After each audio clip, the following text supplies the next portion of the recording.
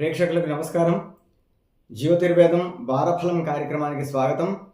ఈ ఏప్రిల్ 5వ తారీఖు నుంచి ఏప్రిల్ 11వ తారీఖు వరకు గల సమయంలో మిథున రాశి వారికి ఏ విధమైనటువంటి ఫలితములు ఉంటాయో తెలుసుకుందాం. ముఖ్యంగా ఈ మిథున రాశి వారి యొక్క గ్రహస్థితిని కనుక చూసుకుంటే, గురుడు జన్మరాశి నందు సంచారం చేస్తూ ఉన్నాడు. 9వ రాశిలో బుధ రాహువులు ఉన్నారు. దశమంలో రవి శని కుజ గ్రహాలు ఉన్నాయి. అదేవిధంగా లాభస్థానంలో శుక్రుడు ఉన్నాడు. ఈ గ్రహస్థితి వలన ఈ రాశి వారికి, ఈ ఉద్యోగస్తులుగా ఉన్నటువంటి వారికి ఏదైతే ఉందో ఈ వారాంతం వరకు కూడా కొద్దిగా మిశ్రమంగా ఉంటుంది. అయితే రవి దశమ రాశి యందు ఉండటం వలన శాస్త్రం ప్రకారం అర్థసిద్ధి అని అంటే ధనం అనేటువంటిది బాగా లభిస్తుంది. సదారోగ్యం, ఎల్లవేళలా కూడా ఆరోగ్యం అనేటువంటిది సహకరిస్తుంది. బంధుమిత్ర సమాగమం అని బంధువులు మిత్రులు అందరూ కూడాను ఇళ్లకు రావటం అనేటువంటిది జరుగుతూ ఉంటుంది.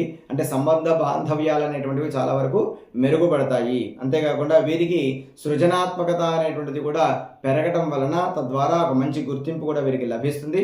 అయితే పనిపై కొంత ఏకాగ్రత అనేటువంటిది తగ్గుతుంది, కానీ పెంచుకోవాల్సినటువంటి ఆవశ్యకత కనిపిస్తూ ఉన్నది. తోబుట్టువులతో ఉన్నటువంటి చిన్నపాటి మనస్పర్ధలు కూడా తొలగిపోయేటువంటి అవకాశం ఈ వారాంతం లోపల కనబడుతూ ఉన్నది. ఈ మిత్రుల యొక్క సహాయ సహకారాలు కూడా అందుతాయి. తద్వారా ఇదివరకు ఉన్నటువంటి సమస్యలన్నీ కూడాను పరిష్కారం అవుతాయి. ఇంట్లో శుభకార్యాల గురించి చర్చలు కూడా జరుగుతాయి. ఆదాయం నిలకడగా ఉన్నప్పటికీ ఊహించినటువంటి ప్రయాణాల వల్ల ఖర్చులు పెరిగేటువంటి అవకాశం ఉంది. తద్వారా శరీరం కూడా నిరుత్సాహం కానివ్వండి, నీరసం అనేటువంటి వాటి వల్ల కొద్దిగా పీడింపబడుతుంది. మానసిక ఒత్తిడి మరియు ఉదర సంబంధిత ఇబ్బందులు తలెత్తేటువంటి అవకాశం కనిపిస్తున్నది. కాబట్టి ఆరోగ్య సంబంధమైనటువంటి విషయాల్లో జాగ్రత్తలు పాటించడము అనేటువంటిది చాలా ఉత్తమము.